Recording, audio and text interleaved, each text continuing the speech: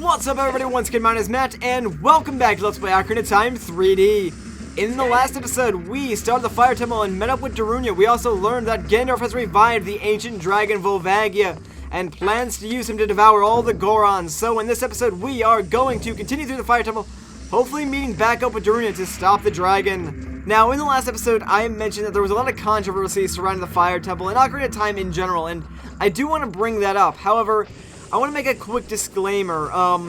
It might seem offensive to some people, the stuff that I'm going to go over and talk about. So I just want to note that this is for education and entertainment purpose only.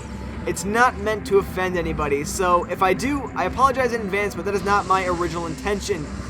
With that being said, I feel like I need to sort of set the mood for this. So let's travel back to the 90s. Both this game and the N64 were at its prime. However, the internet was not. So when a game was released, it was released. If there were any bugs or glitches that broke the game, you just sort of had to deal with it and hope for the best. Real quick though, this Goron right here, we can't do anything about it right now. We will a little bit later. So that includes censorship. If you wanted to censor a game or patch something out of a game, you couldn't really do it without creating an entirely new version of the game and then selling that again. And that happened with Ocarina of Time. I should probably note that Ocarina of Time has a total of 3 different versions for the N64 release. Version 1.0, 1.1, and 1.2. Now, as far as I understand, censorship didn't actually occur until version 1.2. But some of the stuff they changed was one of the textures on these blocks. So the texture on this block wasn't always this symbol right here. This texture doesn't only appear on this block either. It appears on an item that we get much later on, and on the flags around the Gerudo Fortress. Now, the original texture looked like a crescent moon and a star, and I believe that is similar to that of the Islamic faith, or the flag of the Islamic faith. So they removed it probably because, well, you're pushing around that symbol throughout the entire game, walking all over, and then they sort of identify the bad guys of this game with that symbol, so to speak. So you can sort of understand why some people might have gotten offended by that, and as a result, Nintendo did remove it from the 1.2 and on version of the game. Now, that's not the biggest difference that the Fire Temple went through. The music of the Fire Temple was probably the biggest change. They completely redid it. So the music that's playing in the background right now wasn't the music that was originally in the Fire Temple. I believe what we're listening to right now is a slight remix of music from another temple that I'm not going to spoil the name of just yet, because we're going to get to it later. Real quick over here, this is a false wall, so you can bomb it, and behind it, wow, you can actually glitch the camera through and you can see the skull. That's really funny, actually. But anyways, let's just pick up the skull real quick, and there we go. So the original music was censored because originally it contained some form of an Islamic chant, and when you translated that into English, well, it was offensive to some people, and I'm just going to cut it there. I don't actually have any, like, official translations of it, so whatever you can find on the internet, who knows if that's accurate or not. Let's free this other Goron real quick. Let's talk to him. I've kind of been ignoring that, but, yes, you're free to go. Let me tell you a secret. When you're on fire, you can put it out by swinging your sword or rolling forward. You know, yeah, we knew that already. Alright, get out of here. So I'm going to go ahead and let you actually listen to the original Fire Temple music real quick. If you find it offensive, again, I'm really sorry, but this is just for educational purposes. And it's not my intent to actually offend you. So go ahead, give it a quick listen, and I'll keep going through this temple.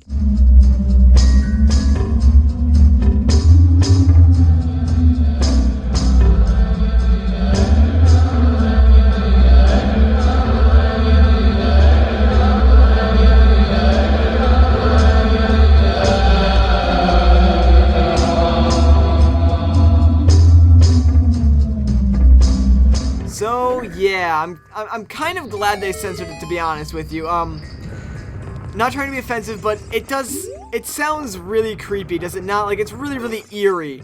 Are you releasing me? Yeah, you're free to go. I'll tell you a secret, alright? In this temple, there are doors that fall down when you try to open them. When one of these doors starts to fall, move.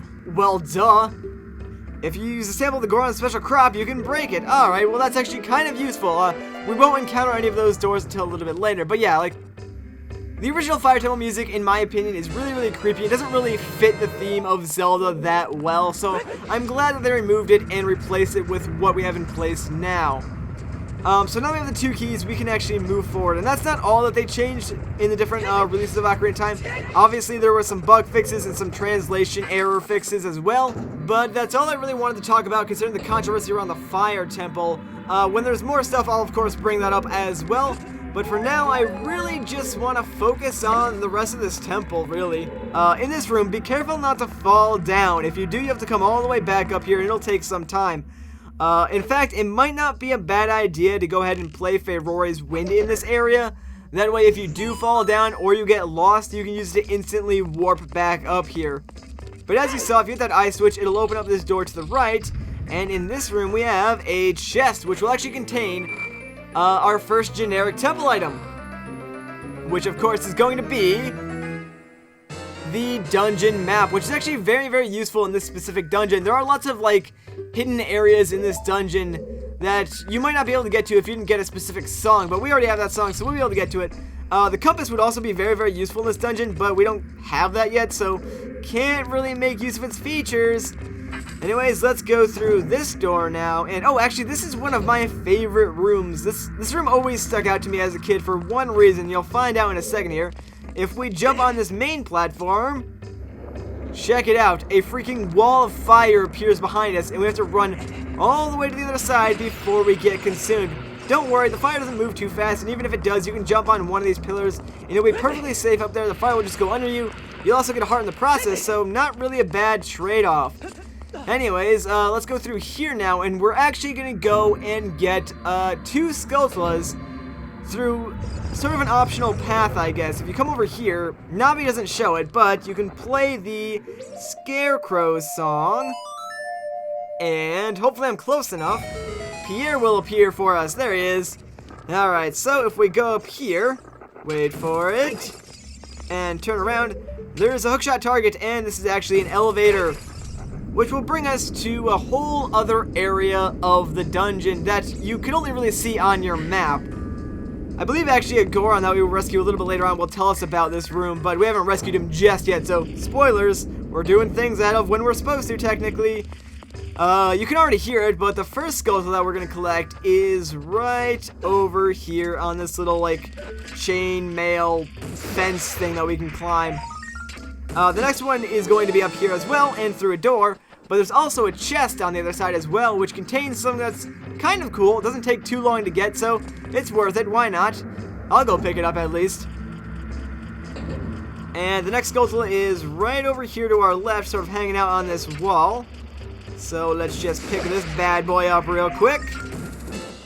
There we go. Alright, so over here there is a switch. Now, this switch will turn off the fire surrounding this chest for a limited amount of time. So you want to make sure you're fast over here. Roll as much as you can. Once you get over this area, whip out your hookshot, shoot this target. That slope is actually too steep for you to be able to walk up. You can go around it, but it'll take a little bit more time. Get over to the chest, that'll stop the timer, and we will get 200 rupees. So yeah, really, really easy to get 200 rupees. So it's almost like, why wouldn't you take the time to do that, honestly?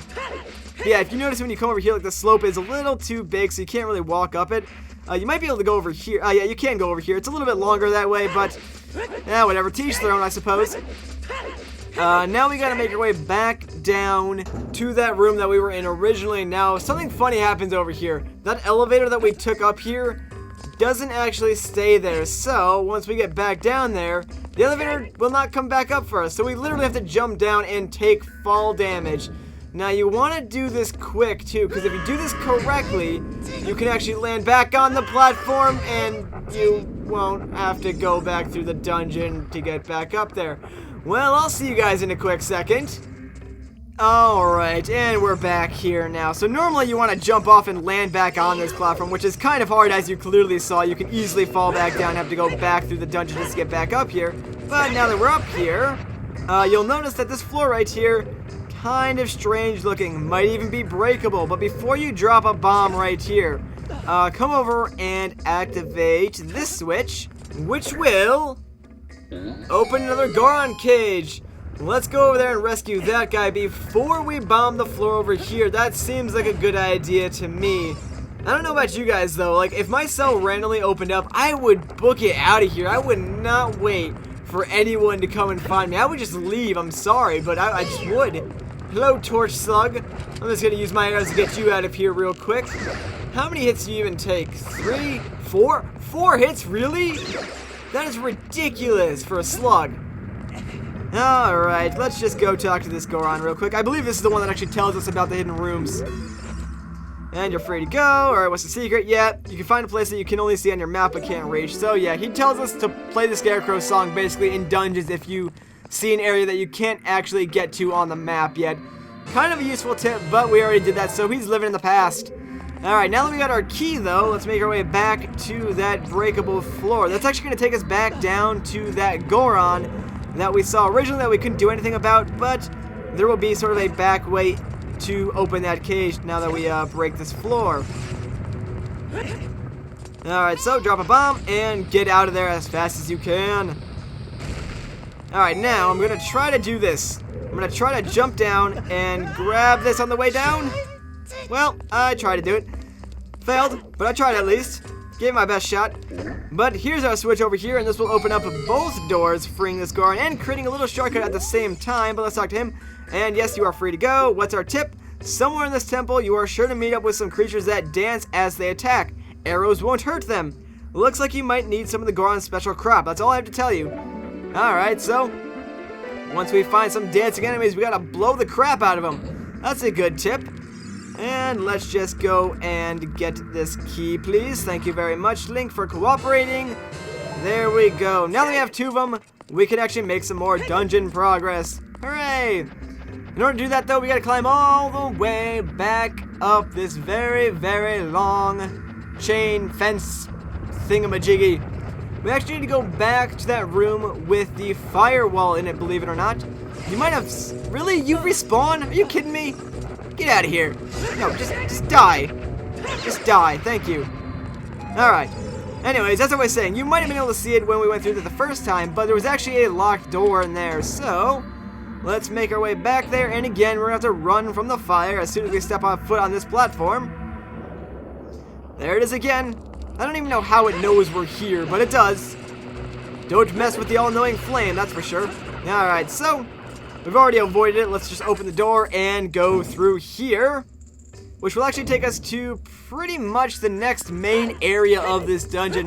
We'll be spending a lot of time in this next area, but I think I'm going to end it here. So, once again, guys, my name is Matt. Thank you so much for watching, and I'll catch you in the next one.